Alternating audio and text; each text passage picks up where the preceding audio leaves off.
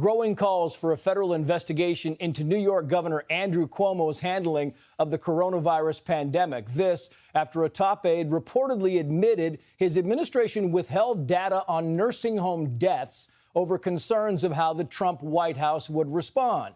We have Team Fox coverage on both stories. Chad Pergram and Mark Meredith all standing by. But we begin with Alex Hogan covering the latest fallout in New York. Alex.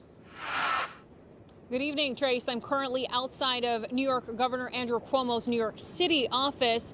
Now, we've seen 16 times the Senate Republicans have tried to rid Governor Cuomo of his pandemic emergency powers, and all of those have been unsuccessful. But now, for the very first time, 14 Democratic state senators are joining Republicans, and in a message that they released last night, they said in part the emergency powers that had been granted to the governor to manage this pandemic are no longer needed and must be reevaluated immediately. The blowback over nursing home death cover-up allegations stemming from a call this week between New York's Democratic lawmakers and the secretary to the governor, Melissa DeRosa. DeRosa allegedly admitted that the Cuomo administration has been withholding the true number of deaths. DeRosa later clarifying in her statement, saying, when we received the DOJ inquiry, we needed to temporarily set aside the legislature's request to deal with the federal request first. Some lawmakers, however, calling these actions premeditated.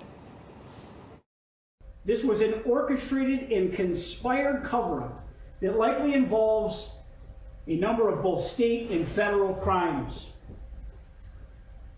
It's very clear that this involves obstruction of justice.